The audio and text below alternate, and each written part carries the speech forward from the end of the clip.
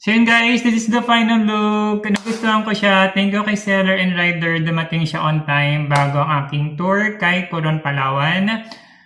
Woo!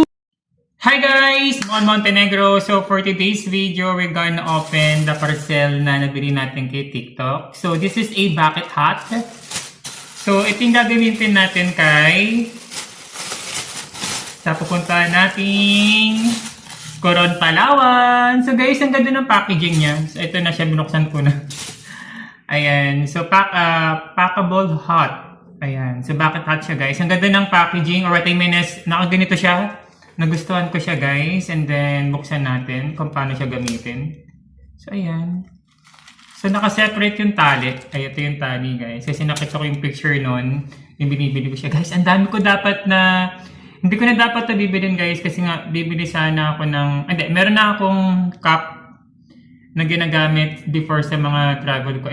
Since mas gusto ko may bago akong hat, at least magagamit natin sa... Ay, ang galing! So, nakaganito siya. So, tinitiklop pala siya ng paganito. So, tinan natin na, bubuksan ko. So, ayan. Bubuksan natin siya. Okay! So, buo siya. Oh. So, ganito pala siya. Ang galing. So, from the ganong itsura, so ganito. Ang galing, guys.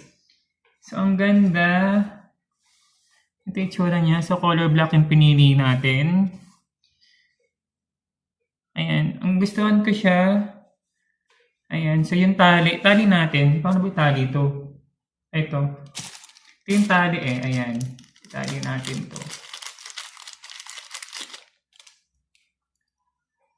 So, ayusin lang natin. Ito yung tali. So, saan siya tatali? Hanapin natin. Ito. Ito yata siya itatali. Ayun, tama nga. So, dito siya tatali. Check natin. So, medyo maliit lang yung pasukan. Ayan.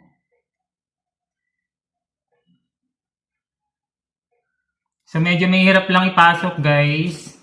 So, at update ko na lang kayo sa aking travel sa Coron, Palawan natin. Sana mapanood niyo yung mga aking vlog. After neto, mag-vlog ako ng mga gagamitin kong things na papuntang Coron, Palawan.